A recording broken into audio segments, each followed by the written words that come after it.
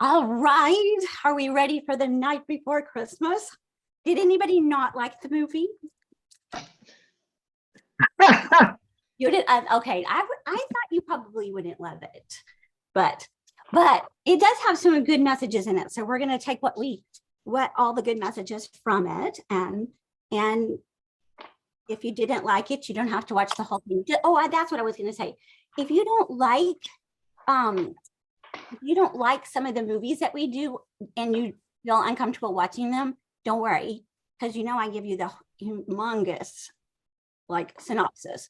So don't worry about that. So you know what? Just if you don't want to watch this, don't watch the movies. But there's my write-up of it will cover everything you need to know. So okay, I'm just waiting on one more person. Okay, all right, we're going to take 3 big deep breaths to start with. Inhale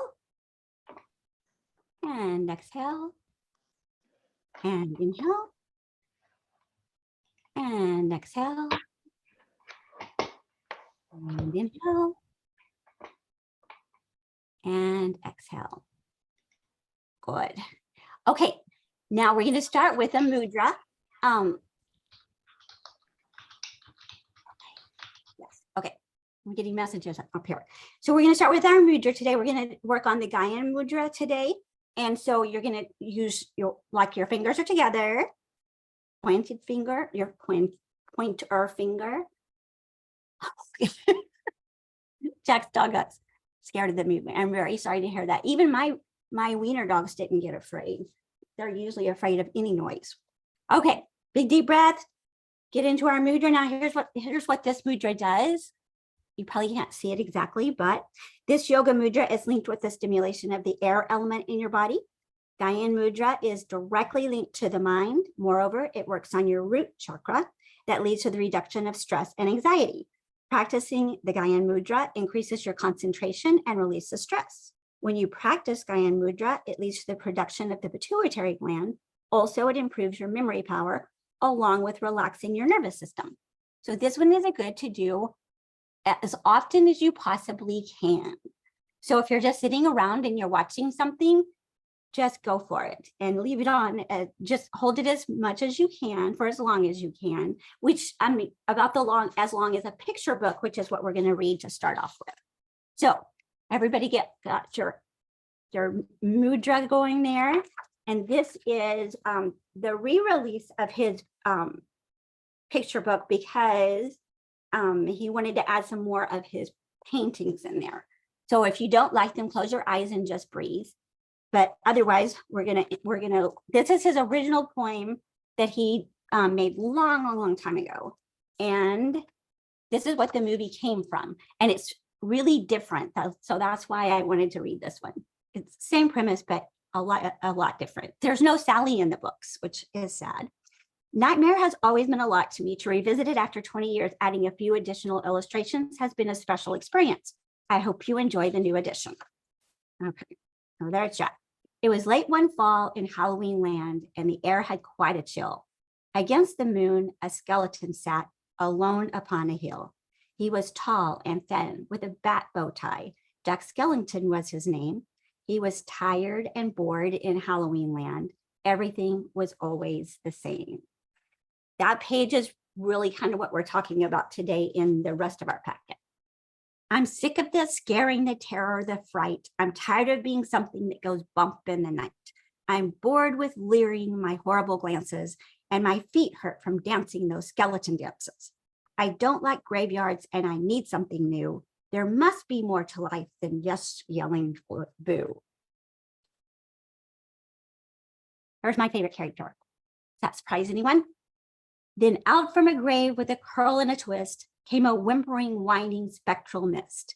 It was a little ghost dog with a faint little bark and a jack-o'-lantern nose that glowed in the dark. It was Jack's dog, Zero, the best friend he had, but Jack hardly noticed, which made Zero sad. Although that night and through the next day, Jack wondered and walked, he was filled with dismay. Then deep in the forest, just before night, Jack came upon an amazing sight. Not 20 feet from the spot where he stood, were three massive doorways carved in wood. He stood before them completely in awe, his gaze transfixed by one special door. Entranced and excited with a slight sense of worry, Jack opened the door to a white, windy flurry. And here he goes. Jack didn't know it, but he'd fallen down in the middle of a place called Christmas Town. Immersed in light, Jack was no longer hunted. He had finally found the feeling he wanted. And so that his friends would not think him a liar, he took the present-filled stockings that hung by the fire. He took candy and toys that were stacked on the shelves and a picture of Santa with all of his elves. He took lights and ornaments and the star from the tree. And from Christmas Town sign, he took the big letter C. He picked up everything that sparkled or glowed. He even picked up a handful of snow. He grabbed it all, and without being seen, he took it back to Halloween. Back in Halloween, a group of Jack's peers stared in amazement at his Christmas souvenirs. For this wondrous vision, none were prepared. Most were excited, though a few were quite scared. For the next few days, while it lightened and thundered, Jack sat alone and obsessively wondered, why is it they get to spread laughter and cheer while we stalk the graveyard spreading panic and fear? Well, I could be Santa and I could spread cheer. Why does he get to do it year after year? Outraged by injustice, Jack thought, and he thought. Then he got an idea. Yes, why not? In Christmas Town, Santa was making some toys when through the den he heard a soft noise. He answered the door, and to his surprise, he saw weird little creatures in strange disguise. They were altogether ugly and rather petite. As they opened their sacks, they yelled, "Trick or treat!" Then a confused Santa was shoved in a sack and taken to Halloween to see Mastermind Jack. In Halloween, everyone gathered once more, for they'd never seen a Santa before. And as they cautiously gazed at this strange old man, Jack related to Santa his masterful plan. "My dear Mr. Claus, I think it's a crime that you've got to be Santa all of the time. But now I will give presents and I will spread cheer. We're changing places. I'm Santa this year. It is I who will say Merry Christmas to you, so you may lie in my coffin, creak doors, and yell boo. And please, Mr. Claus, don't think ill of my plan, for I'll do the best Santa job that I can." And though Jack and his friends thought they did a good job, their idea of Christmas was still quite macabre. They were packed up and ready on Christmas Eve day when Jack hitched his reindeer to his sleek coffin sleigh. But on Christmas Eve, as they were about to begin, a Halloween fog slowly rolled in. Jack said, "We can't leave, this fog's just too thick. There will be no Christmas and I can't be Saint Nick." Then a small glowing light peered through the fog. What could this be? It was Zero, Jack's dog. Jack said, "Zero, with your nose so bright, won't you guide my sleigh tonight?" And to be so needed was Zero's great dream. So he joyously flew to the head of the team. And as the skeletal sleigh started its ghostly flight, Jack cackled, "Merry Christmas to all, and to all a good night." And there's his reindeer, which we learn in the movie was created by Dr. Finkenstein, whatever his name is. It was the night before Christmas, and all through the house, not a creature was peaceful, not even a mouse. The stockings all hung by the chimney with care. When opened that morning would cause quite a scare. The children, all nestled so snug in their beds, would have nightmares of monsters and skeleton heads. The moon that hung over the new fallen snow cast an eerie pall over the city below. And Santa Claus's laughter now sounded like groans, and then jingling bells like chattering bones. And what to the wondering eye should appear but a coffin sleigh and with skeleton deer. And a skeleton driver so ugly and sick, they knew in a moment, this can't be Saint Nick.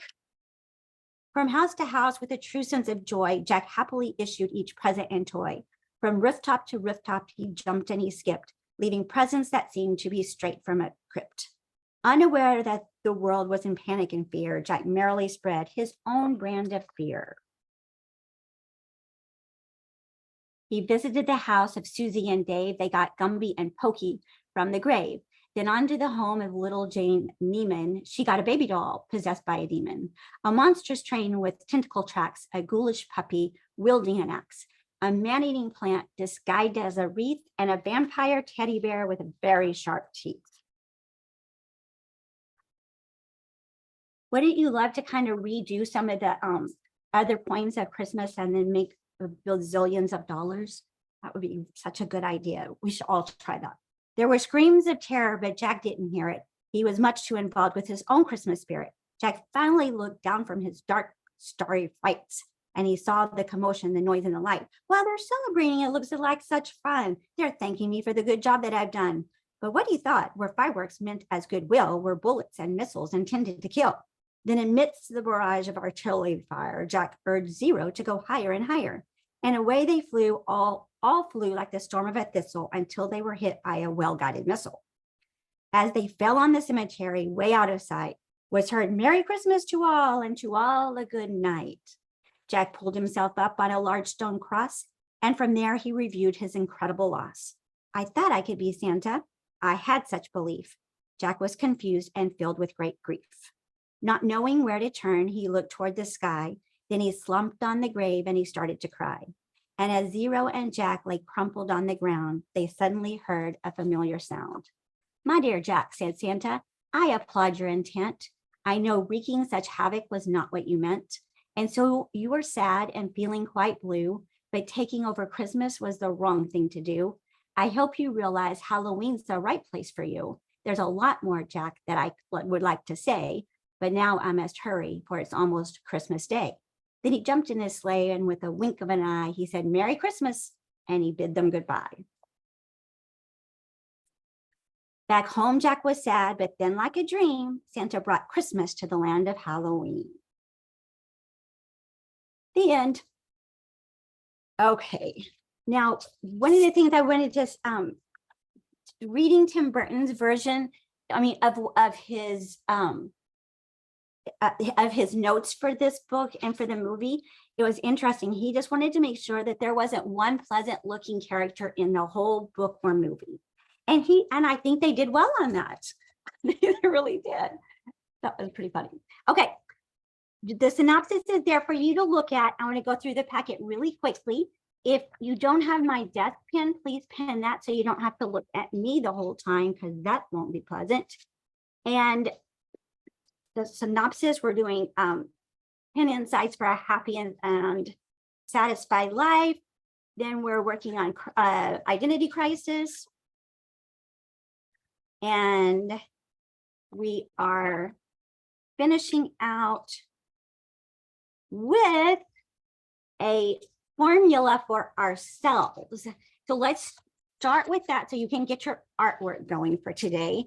So our project for today, there's tons of them, but the one that I really want us to do so that we'll have it for the future is this.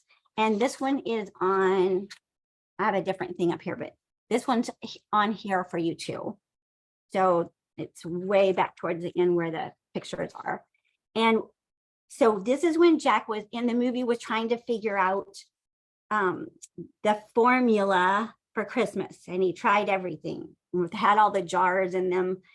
So today, your artwork is going to be a formula for you. And notice he has things that are crossed out. So things that he doesn't want, that he found out didn't work or not good ideas. And then he had some that he highlighted and some that he circled. And so I'm really not good with profiles, so I did not draw my profile. So I drew the back of my head instead. And then you're going to pretend your whole piece is a chalkboard. Can you see that? I can get it closer. I don't know why I can't get that. There. So mine is titled Ice Cream Visions, and his is titled Sugar Plum Visions. And so those are the things that I have. I didn't put anything horribly serious on here, but I left room so I could put those on later on. So mine ended up being nature, prayer, and dogs 4 times, of course. And I divided that by time because I never, ever, ever, ever have enough time. And I'm sure no one does, and then I said, then I did dreams, And then what's this in curiosity? Because remember, our whole goal in life is to stay curious and be self-aware. So that's the thing that we want to make sure we're focusing on. And then what I would love for you to put at the bottom is on that page towards the back. It's after, yes, it's after the pictures, and it looks like this. It has the ways you speak to yourself dictates your mood, your truth, your habits. And then over here, it says to help us move in the right direction and avoid problems and getting stuck, ask these questions daily. What went well today? What didn't go well? What did I learn? And how will I be smarter tomorrow? So I changed that a little bit for myself, and I put an owl so I would know I would have a symbol. Why can't I get that? Oh, close enough. There we go. What went well today? What didn't go well? What did I learn? And how will I be wiser tomorrow? So that's mine. And then the big premise for Tim Burton, the whole reason for the Sally metaphor is he really thinks and believes that he is pieced together by so many things that happened in his life and so many things that he's done or that hasn't happened in his life. And so that was his illustration of a life pieced together. And so you do not have to draw yourself as this if you don't want to, but I like Sally. So I ended up doing this. And so then I would said equals me pieced together and self-aware and still curious. Because that's what we're supposed to be working on for the rest of our lives to keep ourselves in a good place. Sure, check something. Hold on. Okay. All right.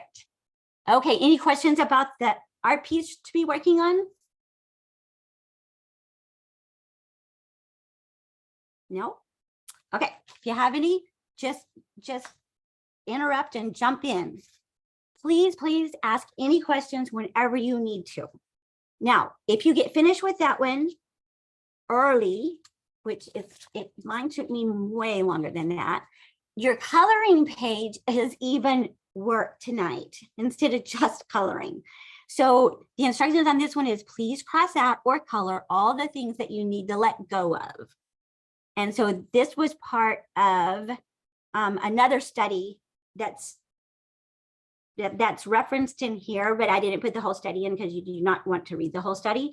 But these are the things that the researchers believe if you let go of, you'll live a really wonderful life, not a perfect life. So the idea of a perfect life, possessions that don't bring you joy, that's gonna be one of mine. Saying yes to everyone, and then down here is saying yes to everything.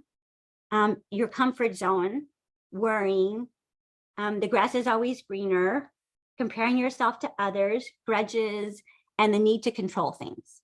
I think I got them all. So there's your coloring page, but remember you're coloring the ones you need to let go of. How about if, well, you do it the way you want to, but if you want to make sure you can still see the ones, make sure you like either highlight them or like go over them with yellow crayon or marker so you can see them, and then just color the rest of it the way you want to. So if you're new here, remember the things that we do are speaking directly to our unconscious in an easy way so that it will listen to us. Did I do something wrong? I did. They asked you to repeat the first piece, Nicole and me. Oh, good. Okay. So I don't have that. How come it's not? No, I looked. Okay, got it. Okay. Yes, I would be happy to. All right, here we go. Can you see it? Okay, so we're creating a formula of you, just as Jack created a formula for Christmas.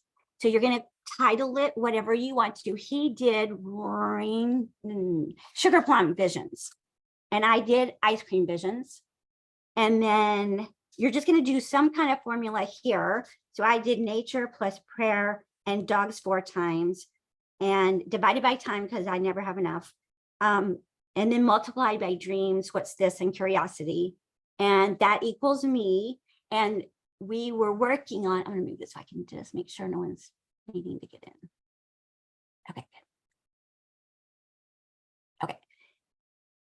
And that is equals me. And then and since the whole theme of the movie for Tim Burton was piecing yourself together or pulling yourself together or like being parts of a whole, that was his view for Sally. And so I ended up just drawing what I would look like as Sally. And then I put piece together and self-aware and still curious, because remember our life goals, to have those two keeps you more emotionally and physically healthy, being self-aware and curious. That's our goals, especially in middle to later life. And then the ones I just put things that I really liked. I put what ifs because anxiety is what ifs. Remember that? And that one's crossed out. I'm going to try and get rid of that one. Helping others, I'm keeping. Staying at heart, I'm keeping. I put Harry Potter and Ravenclaw. Camping, love. I crossed out worry. I put celebrate. I love Christmas and Halloween, so I put those two. And chocolate, of course. And then at the bottom, you want to please make sure, or somewhere, please make sure that you add what went well today, what didn't go well, what did I learn, and how will I be wiser tomorrow, or how will I be smarter tomorrow? And that is on one of your pages towards the back. So it's there just in case you forget. That help? Okay. So the way this is set up is it will slide right into your unconscious. And if you'll just leave it up where you can see it every once in a while, you won't have to work very hard at all to get the things that you want to change happen. The way we're doing the symbols speaks directly to the unconscious. So try and make it to where you enjoy looking at it, because I want you to look at it at least for 30 days. So if you'll put it somewhere where you'll see it once a day for 30 days, and if you'll just do this little exercise once a day, it really will change the structure of your brain in a positive way. And that is all based on neuropsychology, and the techniques that we're using are all proven. They're not just, I promise you, not made up. Okay, the other homework for you to do is your self-growth house. Let me see if I can get the original one. If you know a lot about psychology, there's a really well-known house in the theory of dialectical behavioral therapy, DBT, which is really good for borderline personality disorders and actually anybody, but it's just called the self-growth exploration house. And so I took the exact same premise and I turned it into Jack's house. If you don't like Jack's house, and you can either redraw this and put your answers, or you can put your answers here, or you can journal them or whatever. But these two pieces, if you don't do anything else, if you could just do these two pieces, then you'll make a huge difference in the structure of your brain just tonight. And it really would also help to do the coloring page, and leave that up for 30 days. Again, you don't have to work very hard if you'll leave those up and just take a glance at them. And so in the self-growth exploration house, here's the questions. People and things that help protect you. What emotions do you want to experience more often? The chimney represents how do you blow off steam? And then I added, is it harmful to those around you? If it is, we need to find a different way. What are your achievements or proud moments? Who supports you? Have you thanked them lately? What feelings will help you live a more fulfilled life? What are the things in your life that you are happy about and that are going well for you? What are your values in life? And a couple of movies back, we did the whole values, questionnaire and a project on that. So if you need that, I can send that to you. What are the things that keep you hidden from others? How does that affect you on a daily basis? The behaviors that you need to help gain control over, and what do you want to change? So this is more of a cognitive behavioral technique. And as you can tell, the way that questions are phrased, we're saying we get to choose how we feel. And so basically that's the premise behind that one. And we don't all, there are other things that make us feel the way we do, but for the most part, we can choose on a daily basis. Okay. And if you want to make your hero trading card, we are not here in December, so that's why you have like extra fun to do. So this is my hero trading card for Sally, and you have that in your pocket as well. And this one was really cool because I took, if you don't have this book, I don't have it over here with me. Yes, there it is. I really like this book a lot. We hadn't spoken. It's the film, the art, and the vision. And this is the cool thing. The vision is the fun part to read about to me. And they have, and I've made a disastrous mess out of it. But they have like the little profiles for each of the characters. And then Tim says what he meant for the character to be, and then the producer and the directors add in their beliefs about or their thoughts. And so this is the house. And I know it doesn't look exactly like the dog's house, but that's as close as I can get. So if you want to redraw that yourself, please do. And if yours gets way better than mine, take a picture and send it to me. And I can use yours instead of mine. Okay, so this is a fun book if you ever get a chance to get it. You can get used ones for not very much. Megan won't be getting this one because she didn't like the movie. But some of us that do like it, there we go. Okay, so this is a little bit from both of all the people that were involved in the movie. So they believe Sally's strengths were independence. She's clever, sympathetic, self-reliant, action-oriented, gifted in potions and poisons, puts the greater good first, and an excellent seamstress. Her weaknesses, and this is Tim Burton's belief about her, is that she has significant insecurities. And of course, she has attachment issues. Why would you not if you were held in a prison? And she loves worrywart and deadly nightshade for Dr. Finkenstein. And then remember in the Disney hero cards, there's the little circle and symbols that represent each one, each character. So I just put the piece together sign there and her needle because she sewed herself back up like a bazillion times. And remember, I've just put this in to keep reminding us that if you will do, what? Okay, hold on. Okay, gotcha. Okay, yes. No worries. Okay, all right.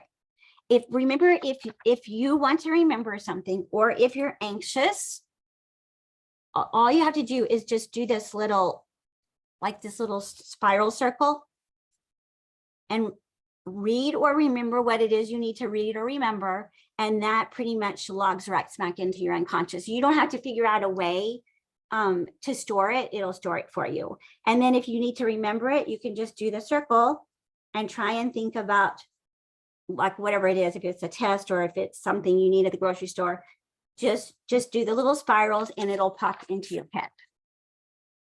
I know I remind you guys that about every time, but that it's just a really nice trick and easy going. And then I put her leg on there because that's what she lured Oogie Boogie off with. And then I just put one of the patterns that was on her dress. And of course, Frog's breath, which overpowers any odor. Okay, and I put the Christmas tree that it was the flower to see if Jack loved her, and then it turned into a Christmas tree. Okay, and there's notes on Sally, but I think we covered all the notes. Yes, we did. Okay, let me check and see if there's anything.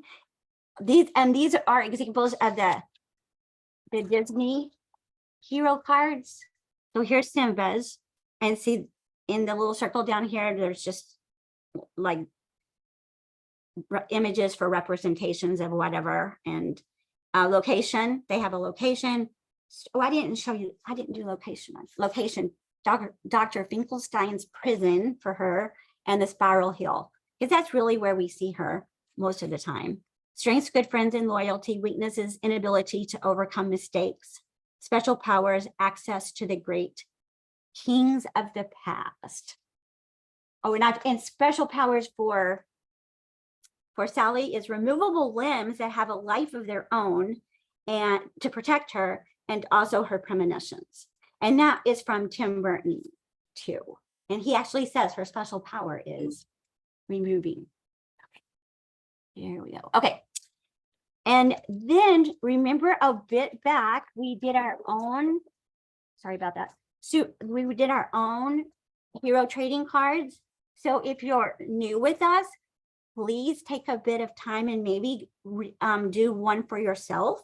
Just put location, strengths, weaknesses, special powers. And then remember we added our goal because that was a, oh, I need to keep this out.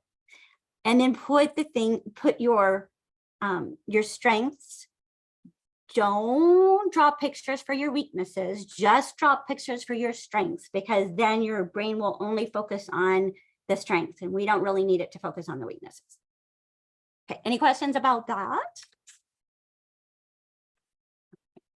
And keep that one up for you to look at too, through the month.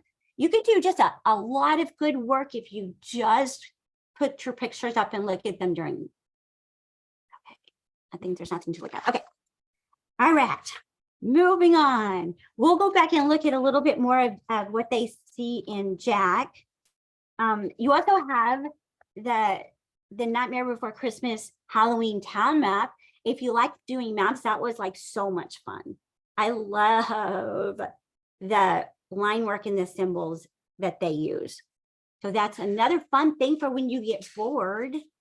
Okay, let's look a bit while you're working on your formula at 10 insights for a happy and satisfied life. So Jeff Adler's a transformation coach. This is the most bizarrely written article. I really like a lot of the points in it, but his writing style is just so awkward to me. It has really good points. So that's why we're going to go right ahead and study the 10 points, but try and just look at the highlights and don't get bogged down in the way he's presenting the words, because it is a little bit off-putting, I think. I tried to take some of them out, but for the most part, they're still in there.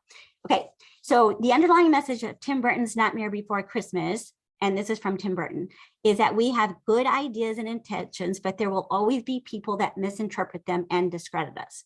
We all have people in our lives that bring us down, but you have to get back up and keep moving. Always do your best. He was into that whole, and this is a quote, he was into that whole psychological thing of being pieced together, the feeling of not being together and of being loosely stitched together and constantly trying to pull yourself together, so to speak. It's just a really strong feeling that he has throughout his life. Jack Skellington tried to become someone he wasn't, and he created chaos by pushing Santa out of his role. We all get tired of the same old mundane things in our lives. We all enjoy change and excitement in life, but too much change can be bad. This film gives us the message to be who you are and to not try to be someone else. So that was their message of the movie. Did you get that message from that movie? Did anybody not get that message from the movie?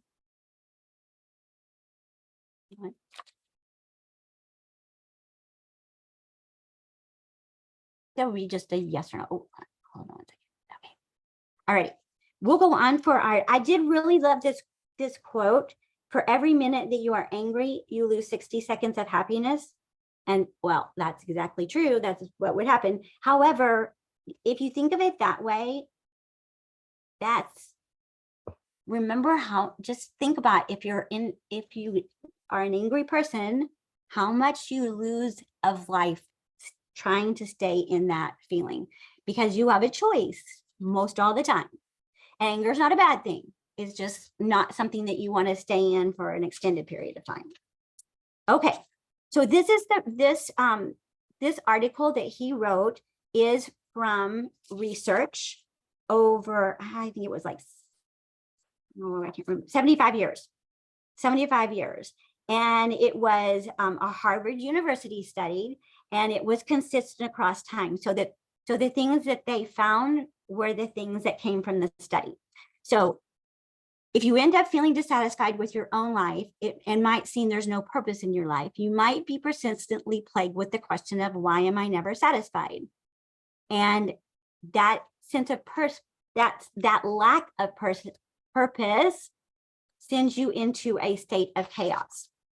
And that's when you kind of like, if you can't, there's a bazillion reasons why we can't focus in our world today, but not being satisfied with something in your life, or knowing it's not the right thing, it can keep you like in a fog, as we saw in Nightmare Before Christmas, as Sally created that one for us. Okay, in the Grant study, they found that the most important way to be satisfied in your life is love. Satisfaction and happiness are very much dependent on affection, love, and the support of loved ones and family, as well as the joy of being able to share aforementioned achievements in life with those people whom you love. So having someone to love and being in a family that you feel loved from is the easiest way to stay happy and satisfied in your life. Now, if we're talking about job success, which we will a little bit later, that's a different story, but just in general, that's the way 75 years of research says that's the top one. Challenges must be appreciated as they provide perspective. So a bizarre statement, however, basically challenges allow you to have a clearer perspective towards the priorities of your life and the journey of life, and they allow you to see how good things are. You have to experience a little bad to appreciate the good that we have. And then I love the phrase, my rephrase is, trouble is transportation to a better place. And I do believe that's true. So wealth, lust, and power are reasons that might contribute to your feeling of why am I never satisfied. Our human desire and want are insatiable. The more you have, the more you want. And that's very true when it comes to money, power, and lust. The Grant study showed that neither power nor money results in more happiness or more fulfilling life. I was talking to someone the other day, and we were talking about the lottery, and somebody won that lottery. But the research, the 75-year-old research in positive psychology, and also in this Grant study, says that you will never be more happy about money than you are at your present state. Like if you win the lottery, it rises significantly and you're really, really happy. And then it's always going to drop back down to your base level of happiness and then lower if you win the lottery. And then, of course, I always say, I would love to prove that wrong. I would love to have the chance to prove that wrong. But it's time after time. They even have a really good documentary of that on Netflix, or they used to. They interviewed all the lottery winners.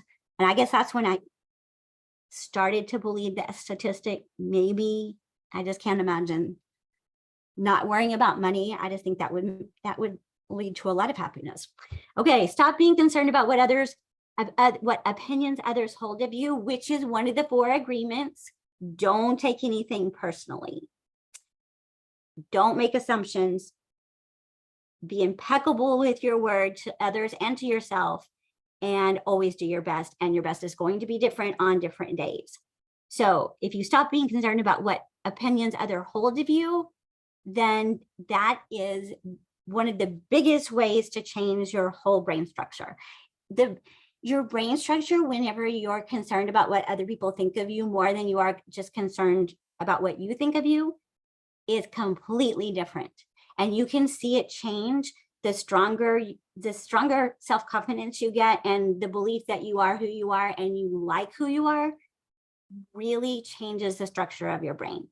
It's hard to get there sometimes, but it's well worth the journey. Okay, let's see. It's inherent in human nature to try to please everyone around you, but that's a very unhealthy practice. We start neglecting ourselves in order to please other people. Look deep into yourself and figure out why you need others to make you happy. Okay, fulfillment is something that comes from within. The only person responsible for our happiness is ourselves. We cannot count on others to fulfill that role. Once you are truly happy from within, you'll realize that it becomes much easier to discover things that make you satisfied and fulfilled. Sometimes it's best to let things go. And that is why we have our color sheet. We're following up on that one with our color sheet. And if you joined us late or you missed out, remember our color sheet is work today. I just had it and it's not here now. So the one with all the characters in the black and white that looks like your color page, it has the things to let go of. If you need to let go of other things that I don't have on there, please add them in. Should be right. No. Well, we just saw it. Interesting. Dave, did you steal that while you were down here? I'm sure. I don't know. I have no idea where that one went. So you'll have to just look for wherever in the world that one went to. Hopefully yours didn't disappear too. I have no idea where it is. Oh, here it is finally. Okay, it was right here. So the original one looks like this. Our spruced up one looks like this. It has all the things that you need to try and let go of. These are the ones scientifically that make a huge difference in your brain and your body. Oh, remember, every thought that you think has a direct physiological response in your body. Every thought that you think has a matching physiological response in your body. That's scary, but also very powerful. So we can use that for our good, and sometimes it can be used for our bad. If you have other ones that you need to let go of, please write them in. Highlight the ones that you need to let go of, and then color the rest of them. I think that answered the question. Okay. Carrying baggage throughout life will only slow you down. And if the thought, I'm not happy with my life, is a constant rumination going through your head, maybe it's time to let go of those painful memories and start looking at the beautiful thing called life with fresh eyes. Self-reflection, mindfulness, and awareness are important aspects of living a fulfilled and satisfied life. So mindfulness allows you to become acquainted with who you truly are. This, coupled with self-reflection, will help you find meaning in the experiences that you've had or have in your life, bringing you much closer to yourself. And meditation, of course, even gives us an extra boost for that, but even mindfulness will do what we need it to do. Okay, try to add joy to the lives of other people. The surest way to feel joy is to add joy to others' lives. And that one's been researched to death.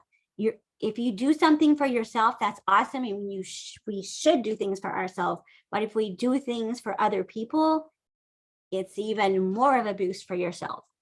And then Robin Williams, he has an interesting quote from Robin Williams.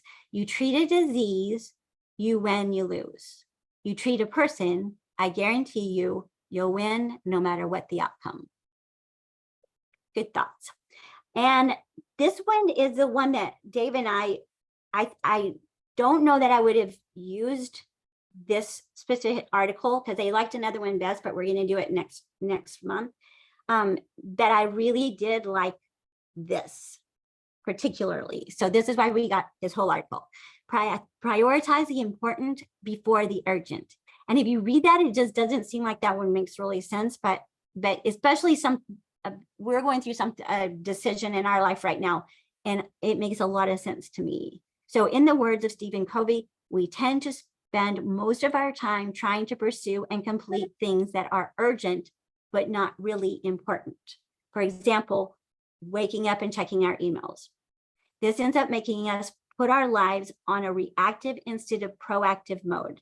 One needs to realize that an email is, after all, nothing but a database that contains the agendas of other people. A pretty harsh way to put that, but okay. People who truly are happy give priority to things that are not really urgent, but important. These may include reading a book, exercising in the morning, writing in journals, setting goals for the week, spending quality time with friends and family. Remember what you can do tomorrow, you must do today, and what you can do today, you must do right now. It is the truth towards reaching true satisfaction in life. Leaving things for tomorrow would only end up delaying them and may never even be completed. So this one's a good one for procrastination. If you find a phrase that you can coin for yourself and you can say it several times a day, that will change the neural networks in your brain. So his is remember what you can do tomorrow, you must do today, and what you can do today, you must do right now. So if you struggle with procrastination, try and think of a little phrase that you can say to yourself when you get up in the morning to focus yourself and get the things done that you need for the day. But make sure it's meaningful for you, because if it's not going to do any good.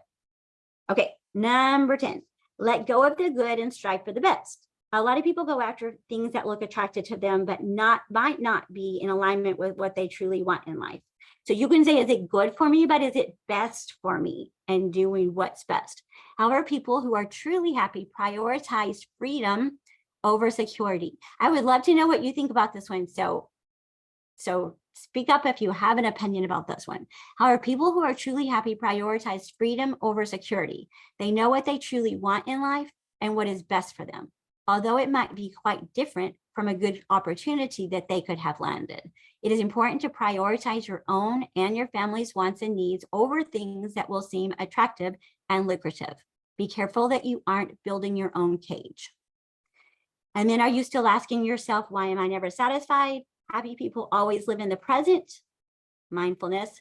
Value the moments that are spent with the people they love and those which matter most. The important, essential, and compassionate things in life fall first in their list of things to do in life. Happy people are aware of themselves, self-awareness, and are also aware of the problem that others might be facing and help improve their quality of life. The trick is being truly satisfied, fulfilled, and happy in life is to know the difference between what is good for you and what is best for you. And then you have a little, my version of Halloween Town. Anybody have anything to add on that one? That one's kind of a tough one in our society today because security is bleeding right now. So I think if we would have asked this about 2 or 3 years ago, we would have easily go, okay, but the belief is, even if something might be better financially, if it's going to infringe on your family's life, then choose the best over the good. Okay, jump in if you have anything to say. Okay, identity crisis.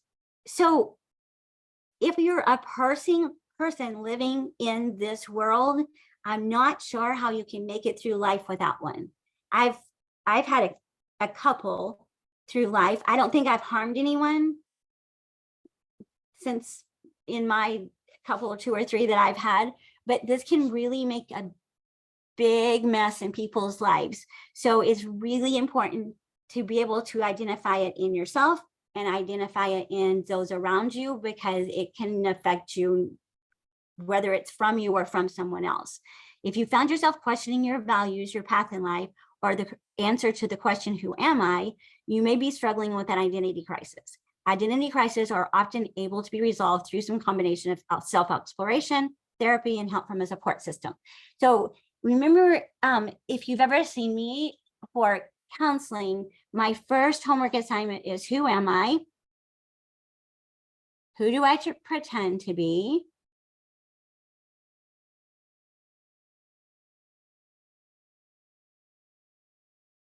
And what is my purpose? That's my first homework all the time, unless someone's in crisis mode. So who am I? Who do I pretend to be? And what is my purpose? And you get your self-awareness here. You get your people pleasing from here, and you get your happiness and satisfaction from that one. So that whole article, if we could just answer these questions truthfully, and if they're not in a good place, kind of correct those, then you've taken care of that whole article. Any questions about that one? Who am I? Who do I pretend to be? What is my purpose? What is my purpose is going to be the major cause of an identity crisis. An identity crisis is a personal psychosocial conflict that often occurs during adolescence, though it may happen at any time. It involves confusion about one's social role and sense of self. So what is our identity? Erik Erikson, an important figure in identity research, theorized that we all go through stages of psychosocial development during our lives that challenge us to develop certain skills. So what is his, how many stages? 8, 12? Geez, I can't remember how many. But the adolescent one is identity versus role confusion. And you can see that happen every day in middle school to high schools. That's exactly, but that's the stage in life that they're going through. And that's what their job is, to figure out who they are and what their role is. And that's why it's important to just make sure you know what your role is so other people don't define it for you. And we'll get that one in a couple of seconds. Erikson proposes that if you do not achieve the ability to establish some sort of identity or role within society and yourself, this stage can bring on an identity crisis, also called role confusion. If you feel forced into an identity, you may begin to rebel, experience unhappiness, and even create a negative version of yourself. So concerns and other issues that relate to identity crisis would be a midlife crisis, a quarter life crisis, career change or dissatisfaction in your career can cause an identity crisis. Gender dysphoria, adjustment disorder, and that means a big change, usually a big change. And the extreme of body dysmorphia can also lead to identity crisis. Signs of an identity crisis. An identity crisis may cause feelings of frustration, being stuck. There's a lot of people in the world that use that statement right now, being stuck. And that is a cue that you may be in one of those phases in life where you're not sure who you are or which direction you're going, lacking meaningful progression. Furthermore, an identity crisis can influence feelings of depression or anxiety, making people feel unsatisfied with themselves and their lives. The common signs of identity crisis are questioning your character, questioning traits that influence your self-perception, questioning your purpose or passion in life, experiencing anxiety or unrest, altering your values or inclinations frequently to match your environment or relationship. So if you have a highlighter and you're following along, if you'll just make a star by that one, this is the surest way to have an identity crisis. If you change who you are, everybody changes who they are a little bit, and everybody's more themselves with some groups of people. But if you change a lot in different situations, that's a sign that you're not really secure in your own identity. And difficulty answering questions about yourself and difficulty trusting your ability to make decisions. So another way to phrase that one is if people ask you questions, like this is interesting. Sometimes in counseling, you get so preoccupied with making sure everybody else knows who they are and which direction they're going, and they have a good sense of self. And then every once in a while, you'll have a client that says, well, and they'll ask the question back, which I actually love, but I can tell when I need to just sit down with myself a little bit because like I have to think about it for a long time. I go, okay, I don't know. And that's just like, if you focus on other people too much, although that's a good way to build your own happiness, it can leave you a little bit confused about yourself. So think about that one. Okay, signs of depression may include mood changes and irritability, low energy and motivation, loss of interest in pleasurable activities. Can you guys just keep this particular page with you for yourself, but also for your family members, because it really is important to recognize depression in family members. This is our way to keep something from really bad happening with somebody in our family. If you see, these are the ones that as counselors, we are always looking for. We don't always ask you them exactly in this way, but these literally are the criteria. So do you see mood changes, or are there's mood changes frequently? And are they irritable or angry? So put angry right beside the irritability. That's huge. Men present as angry when they're depressed. I'll say that one again. Men present as angry, grumpy, or irritable when they are depressed. Women do not typically present that way. They may be irritable, but you don't really see angry as much. Here's a really interesting fact though. Women who are in the workforce and are like leading other groups of people, those women sometimes present as angry. And that is their depression.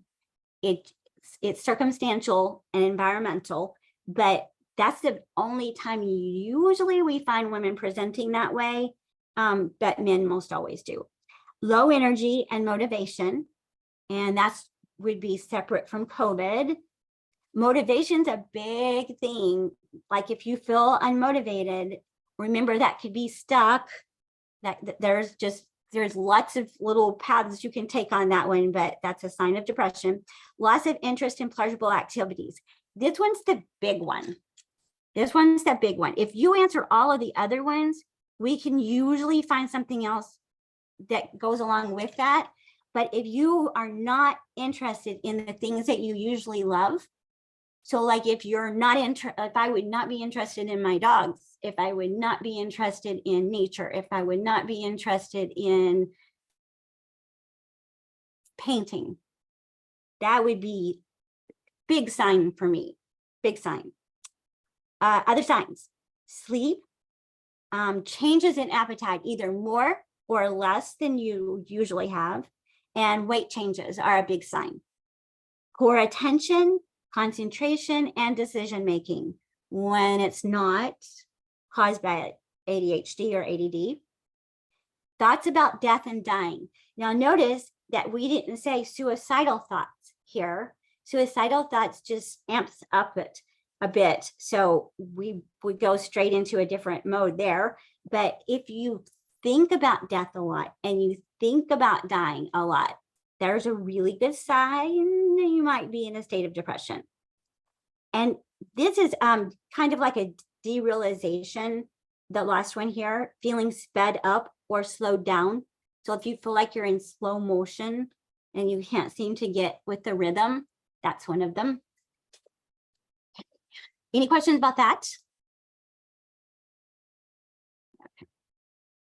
Identity crisis is, I don't know how anybody can make it through life without one or two.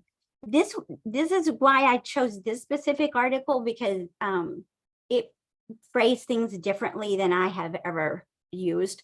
How identity develops. Identity develops as a person progresses through different statuses. Depending on a person's status, they could be exploring new identity or holding strong to their current state. The 4 types of identity status include, this is not a typical choice of examples in psychology that you would learn if you're going through a psychology program. It's a newer identity.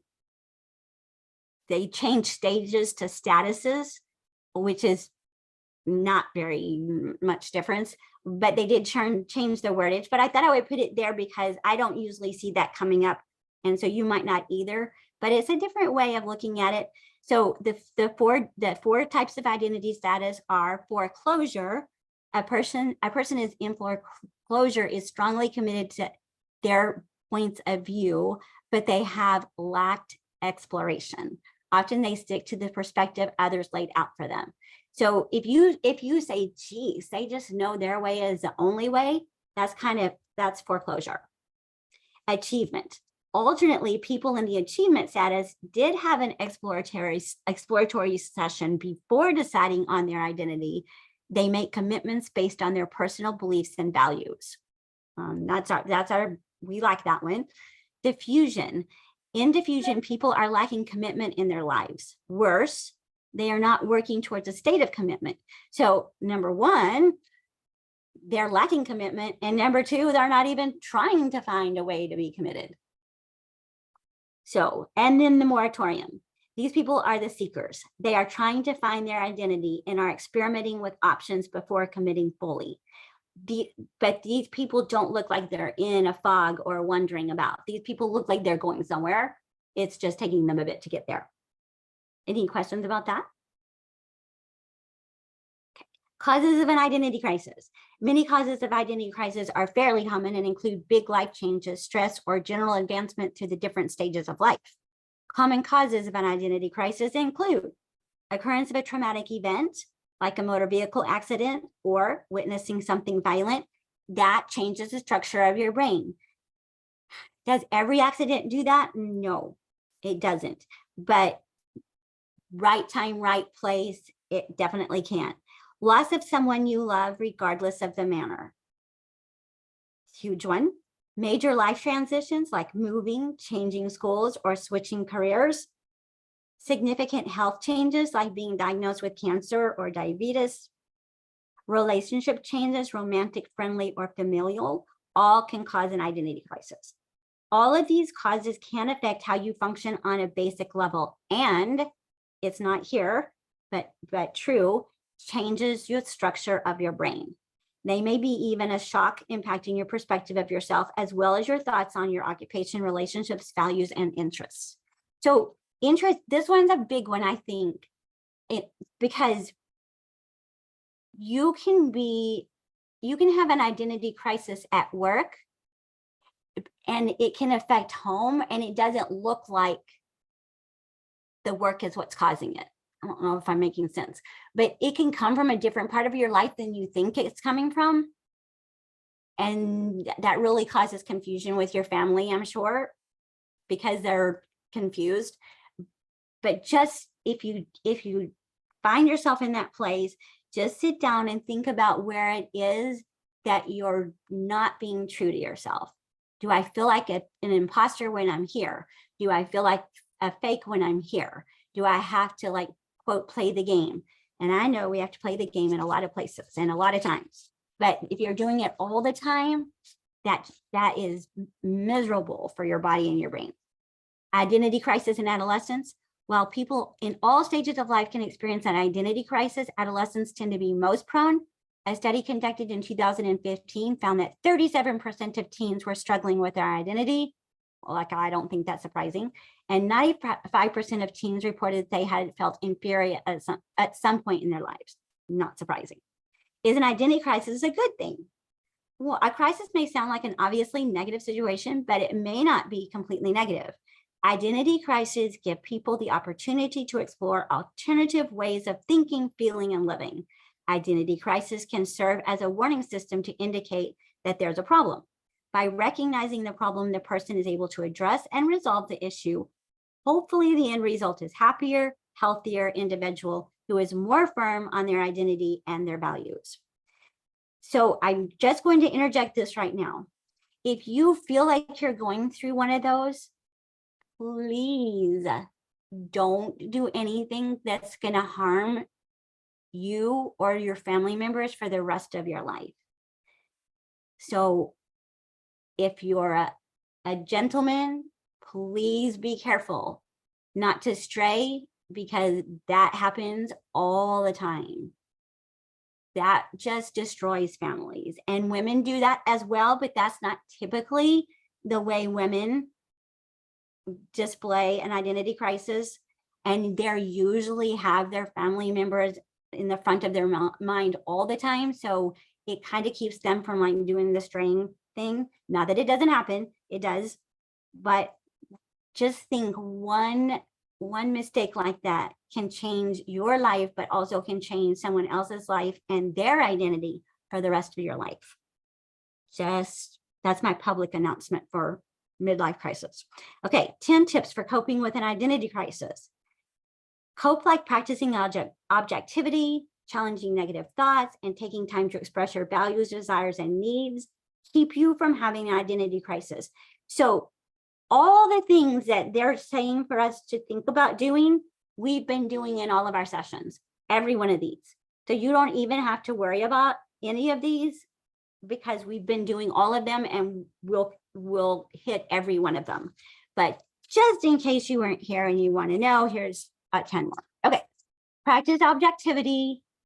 One thing I want to remind us to do is, especially when you're going through an identity crisis or you're having a difficult time, please stop and take a breath before you answer or respond to people, because you can't unsay what you've already said. You can't unring a bell.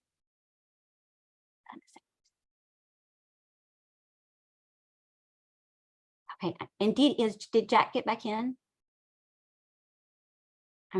I'm thinking he must have, because I don't. Jack, are you in? Here we go. It finally popped up. Okay. Did that work?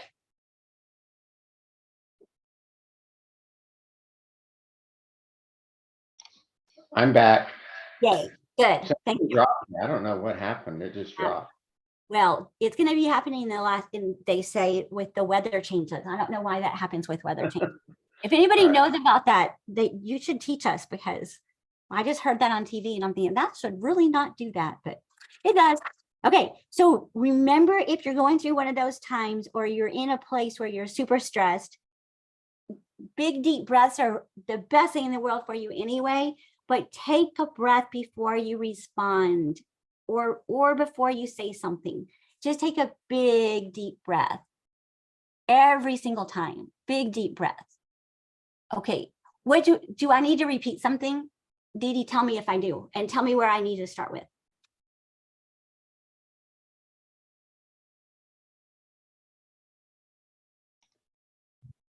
I'm good. This Jack. Got it? I'm good. Yeah. Okay. All right. I'll go back through just at the end, so we make sure we saw everything. So if you're in one of those states of chaos, take a big deep breath first.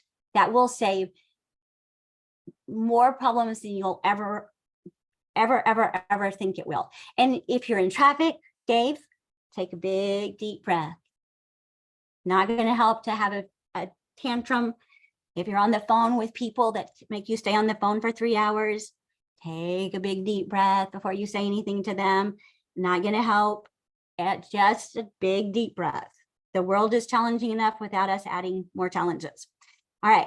Challenge negative and irrational thoughts. We've done that like to the nth degree. Express yourself. Practice communicating the values that are important to you. There was when we were studying the Zen of Oz, I made a big point in focusing on, it's called How to Have a Buddha Brain, and One Small Step, I think it's called. And the first thing is Rick Hansen, and it is definitely neuropsychology, that before you make a decision, take a big deep breath and say, am I being on my own side when? And it's not to be selfish. We're not promoting that whatsoever. We're just saying, the holiday season's coming up. Do I say yes to this? Do I agree to this? Do I invite this? Just take a big deep breath and say, am I being on my own side when I say yes to all of these, or I say no to these? If you have social anxiety, it may feel like saying no is good for you, but maybe we need to say yes. But people that have, a party every night of the week, we need to say no. So just take a deep breath and think about what it is that you really need, especially during the holiday season. Okay. Engage in meditations and journaling. We're working, we've worked on that. We're going to keep working on the journaling. Engage in self-care. Make sure that self-acceptance and self-awareness at the forefront of what you work on. Identify unique traits in yourself. So when we do the hero card and we have our traits, our strengths on there, that is such a direct path to your unconscious with this one right here.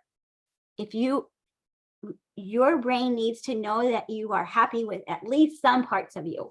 So if you make one of these character cards for yourself and you put your strengths in there and you look at it for 30 days, you've like done 2 years worth of work. It's makes that much of a shortcut. Learn to set boundaries. I think we know that one. If we need help with boundaries, we need to let me know. We can work on those. Avoid negative coping.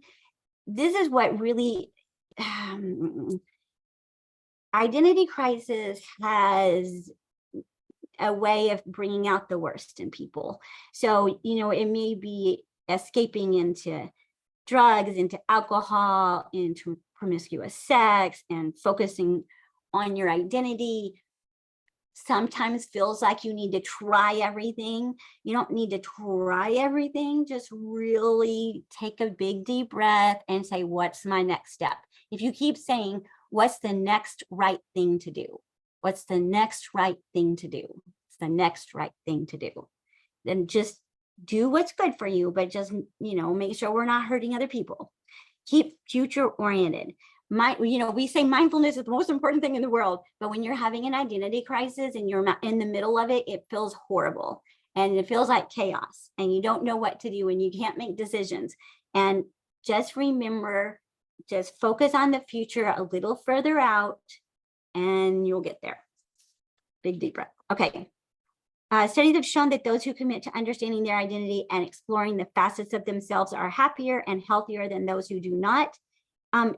Which is really, if you do our monthly things, I doubt that you'll ever find yourself in an identity crisis. We work really hard on that. All the fun, okay, quote fun, they're fun to me, they may not be fun to you.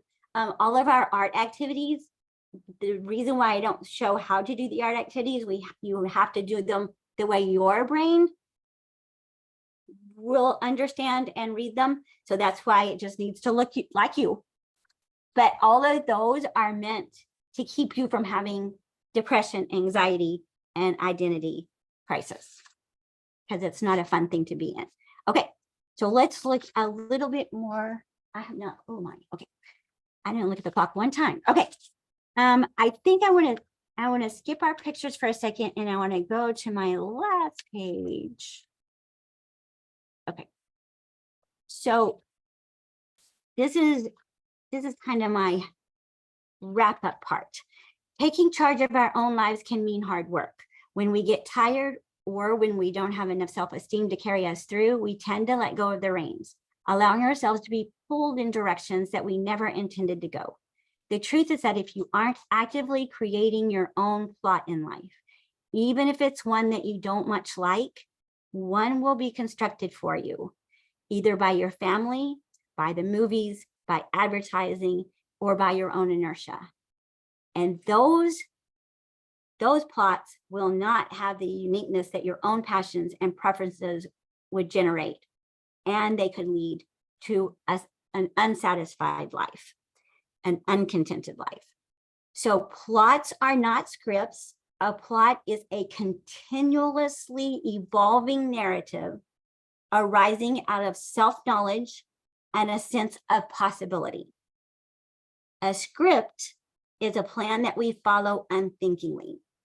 Or as Eric Burton says, the founder of transactional analysis, a script is a life plan based on a decision made in childhood, reinforced by parents, justified by subsequent events, and culminating in a chosen alternative.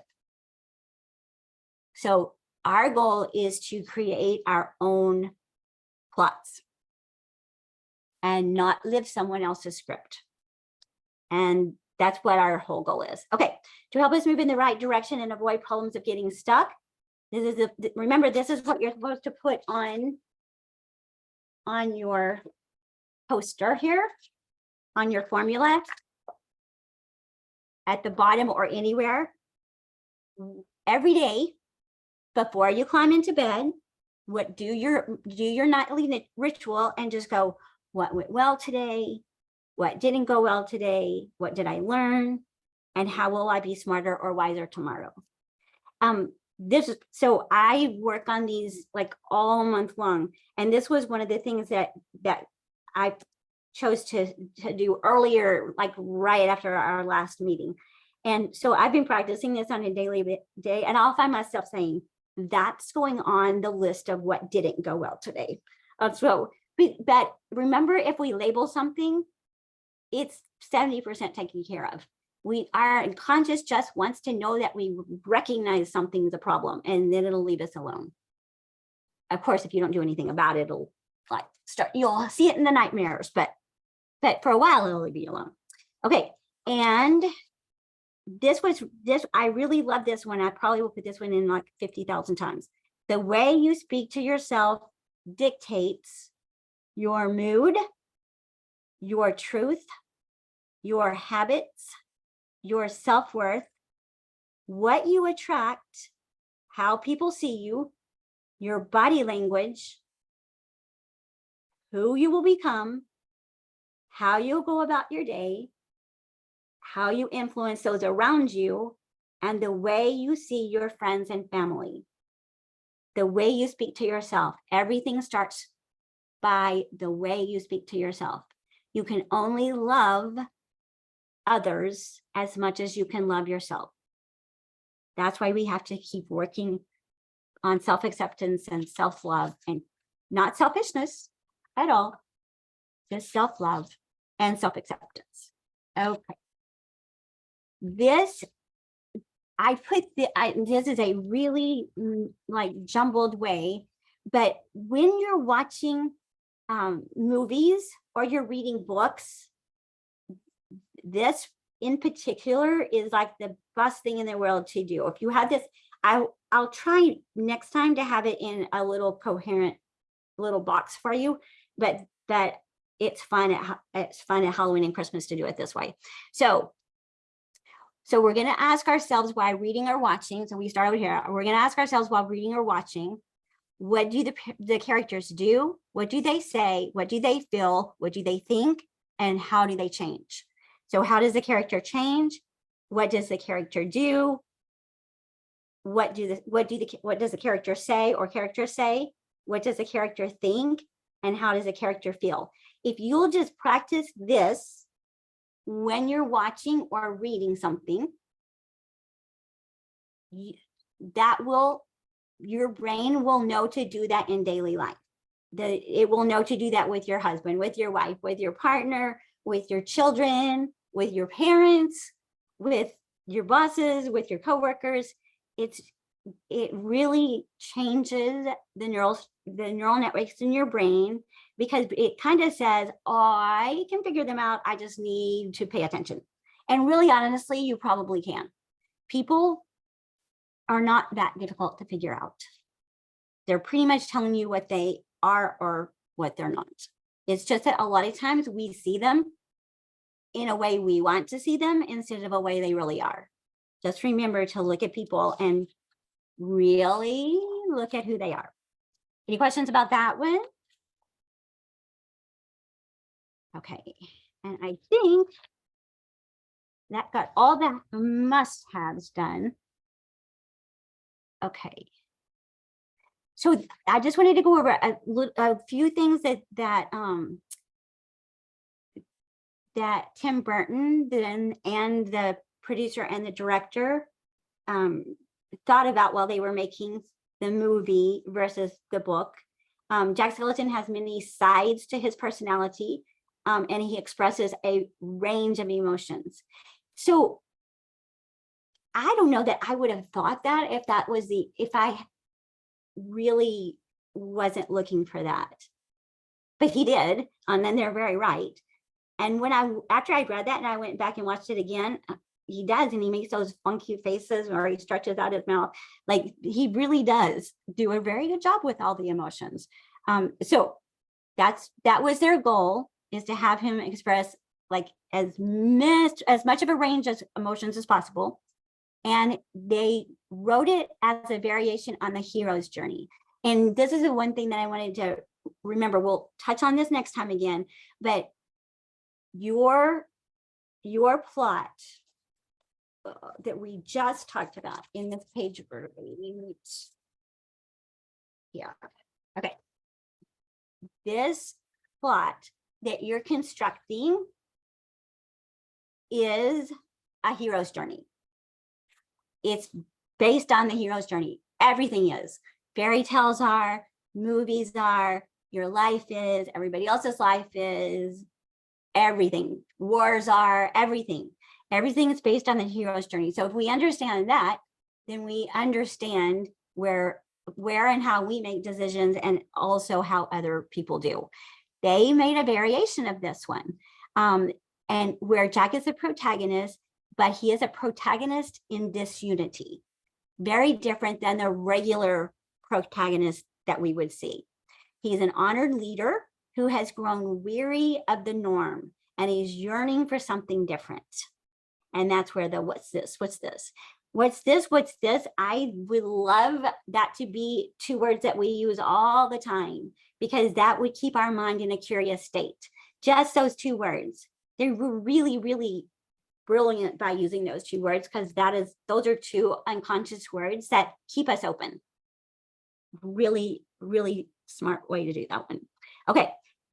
They saw him as quite debonair, depressed, an emptiness in his soul, a demonic little boy, an avenging angel, a regal figure. His outside always tells what is on the inside. And he was trying to do good, but he is misperceived. So, do you think in your life and those around you that you can tell what's on the inside of people by looking what's on the outside? I can. I can feel it. If you can't figure people out by what's on the outside, then they're pretending to be somebody. So if you're like really confused by someone that you have to know them pretty well, then that's probably where they're coming from. He's a pumpkin king of Halloween land. He's tall, thin, with a bat-like bow tie. He has a face like a skeleton and a genius for terror. But at heart, Jack Skellington is a gentle, melancholy guy, tired of his crown. His melancholy comes from his loneliness and isolation. And he is one of those people where everything seems to be going great on the outside, but underneath, he's really just pretty miserable.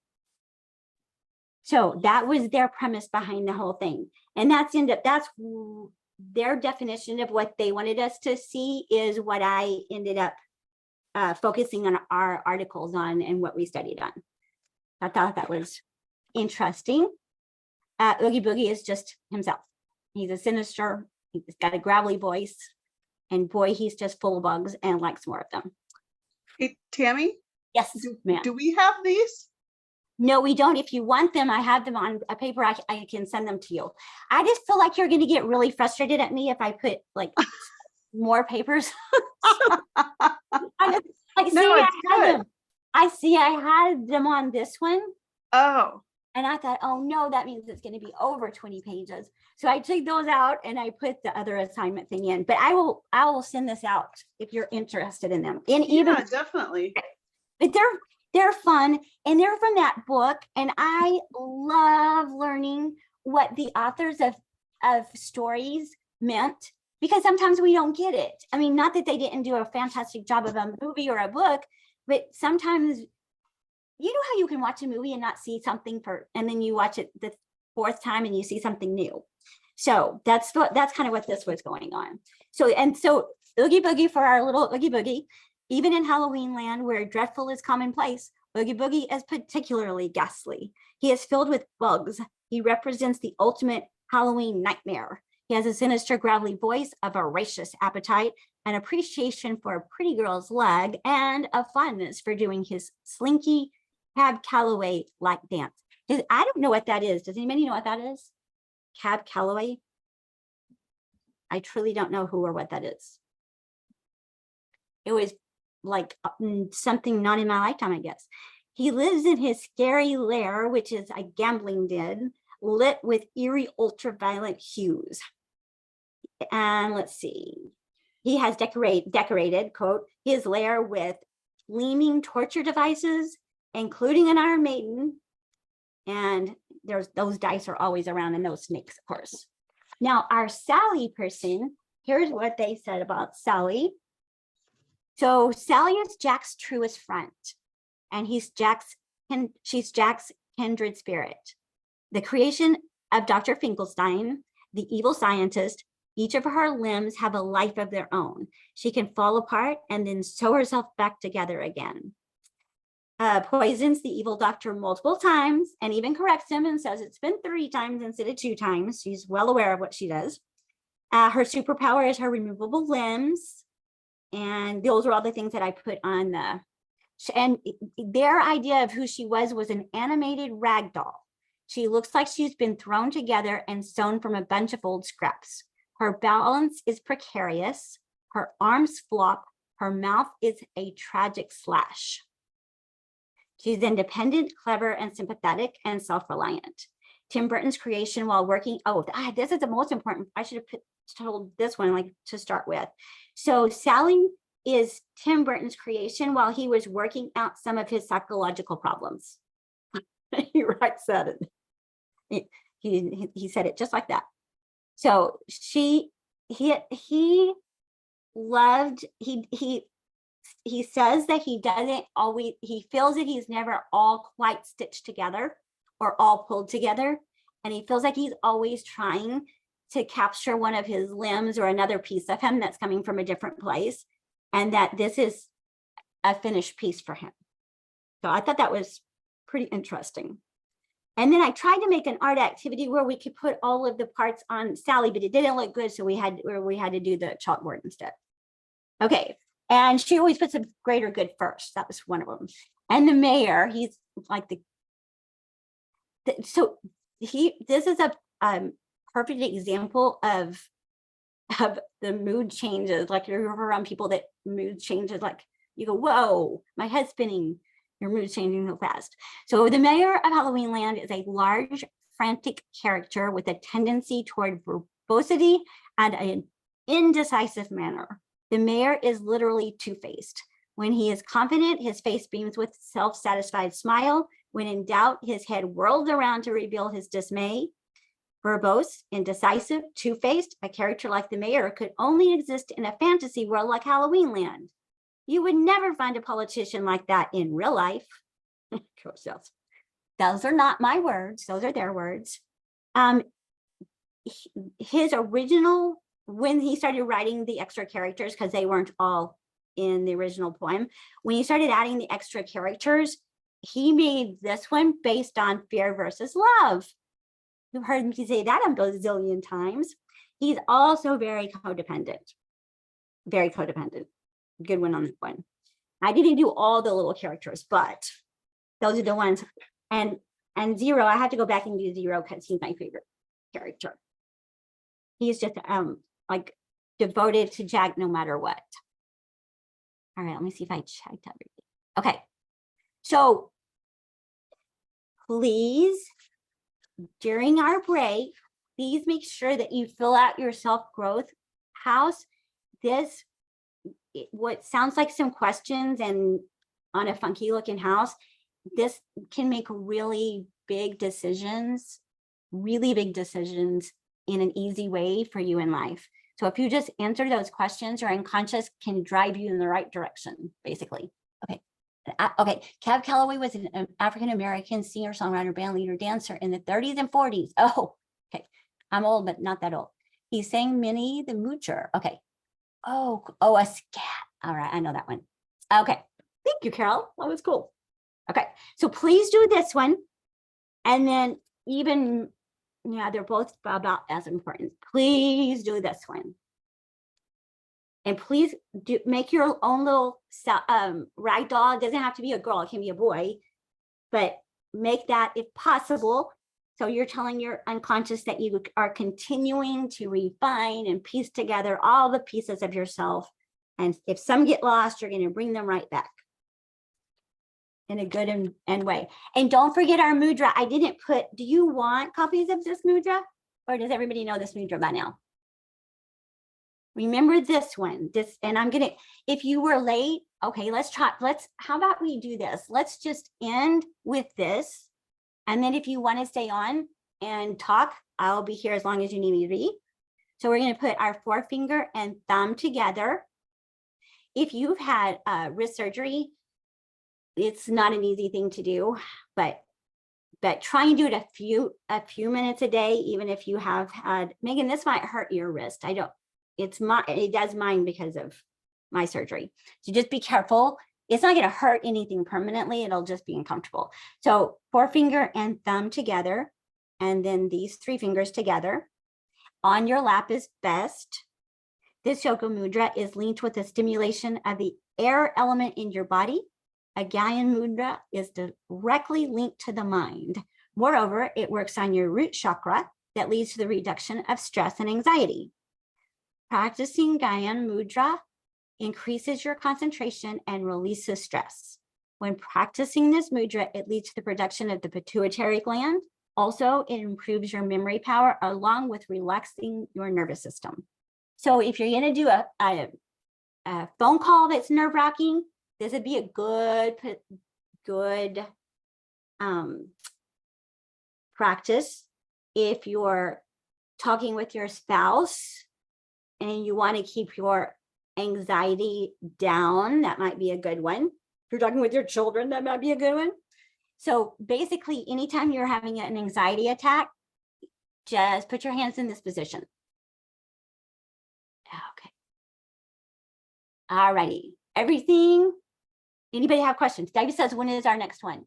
Didn't you say January, Dave? Yes. So what are you asking? So we need to know if people want to do the 12th or the 19th, because the 12th is really close to holidays. We have clients scheduled on both, so we have to move clients, but either one, 12th or the 19th works for us, I think. I don't know, Tammy, if you, when you're preparing, I know you prepare like intensely. Do you want to be doing that over the holiday, or do you want to wait till the 19th, or? I'll do it over the holidays anyway. So What's the feeling? Is it too close to the holiday for everybody else out there, or what are you guys thinking? just unmute and speak up if you don't mind. I think it's good. 12th is good or 19th? Either works for me. Okay. Are you talking December, right? No, January. Oh, December, we're January. definitely taking off. Okay, I was like, that's really close to Christmas. Either one. No way. Yeah. We have like 2 people. Okay. So let's do, and we're doing February. So let's do the 12th. If that's okay with people? That's our regular one, right? Yeah, and what are we doing? What's gonna be the theme, Tammy? I can't wait to hear it. We're doing Harry Potter in January. That's our first Harry Potter. Gasp.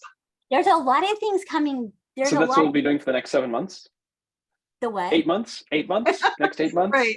No.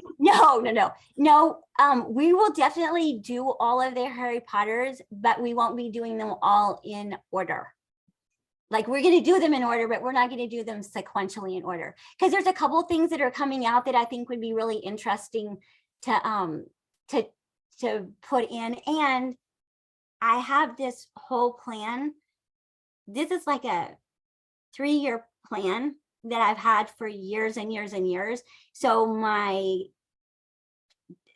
even though I add and subtract things all the time, I have this ongoing plan to where, like, if you go through the whole thing, you've gone through cognitive behavioral therapy, we've gone through the Zen training from the beginning, we've done transactional analysis with Burns, we've done what was the other ones we've done? We're down to narrative therapy, and we're to finish this one out. We kind of need to go in the direction of the tenets of narrative therapy. So I could make them fit, but I really want to make sure that they fit well. So we'll be interspersing them along the way. Tammy, have you done Fantastic Beasts yet? I haven't. That would also be a good one too. Yes, we'll do that. We'll do that one for sure. Zootopia has a Zootopia Plus coming, and I ran out of time to do all the things that I wanted to for that one. So we might circle back and do the Zootopia Plus. I think there's a couple other ones that are coming out that I thought would be perfect with our narrative therapy and hero's journey. So, but for sure, we're doing Harry Potter #1. If you don't like Harry Potter or you have a problem with it, remember, you can just not watch them and you can not read them and you still can read the synopsis. So not a problem. Hey, Tammy, if like for people that are newer, Huh? should they go back and do the others, or what's your recommendation? Well, there's a few things that I think are pretty, I was thinking about that last night. I think if you have time and you want to go back and do them, that's the best thing because they're very thorough. But if you want to do like just the pertinent information with what we're doing now, I can go back and try and pull the things that would be most pertinent. I was thinking Do you about, have a list, like, so that do we have that? just so like, and then do we just like tell you that we want the Yes. video version, right? We Yes. have a list, but we don't have them all videoed because we were really kind of rookieing out, like on the first few of the where we're going, oh, we forgot to record this. Oh, Yeah, no, it's all very this good. and that. So, and But we I have have some the- video problems. Yeah, but I have the packets and everything's in the packets, as you Okay. well know, except for today with my little illustrations. But I would think, I think the Zen of Oz was a really important one. That was a really important one. And I'm wondering if I can bring some of those premises back in, because it's been such a long time since we've done that. We have most of them videoed, but Yeah, they're not, Okay. they're not cut up or anything. but let me get a list and Okay. we can email you the list. And if you don't have them, let us know. And I want to really start putting together the whole thing anyway. And if you could see, I have like a separate huge container of each one we've done. So it's all there. It's just, we just have to open the containers. All your So, resources. all They're our- awesome. I know. Totally awesome. Thank you so much. I hope you, now, one thing I did want you to please let me know if there's something you want that we haven't covered, or something in a particular theory that we didn't go over that you would like to see. Please either text me or email me or shout it out, whatever you want, because I really want it to be what you want and need. So, and I have no problems looking through or learning or rereading or whatever there is. You know me, I'm curious about everything. So if there's something you want clarification on, I'm more than happy to do that. I think we have most of the Zen of Oz, but I'm not sure if we have all of those. And the other ones, we should probably have a video of most of them, if not all of them. Sounds good. Anything in particular you want me to focus on?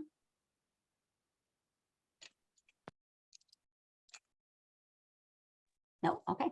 If you change your mind and you think of something, let me know. Any questions about tonight? No, so good. Thank you. Any questions about anything? On things too that we would like to touch on. Megan and I are new, so we weren't around for everything, but CPTSD sticks out to me. PTSD, okay. Yeah, not PTSD, but CPTSD. CPTSD, okay. Yeah. Okay. I don't think I worked with trauma. I don't, that one would be an easy Harry Potter thing though, actually. Oh yeah. Yep, I can do that. Thank you. Okay. I probably wouldn't have thought to go back and do that, but that's perfect. Okay, good. Gotcha. All right, so we'll have that. Sure. I'm sorry. What about like more of the attachment theory? I really, So this is interesting. The two that you named, like this in particular, can completely change your whole life, and attachment styles completely rule your whole life. Like that's interesting that those two came up. Of all the things you could have said, those two are like super, super, super important, and they so rule your life. That's just the best way to phrase it.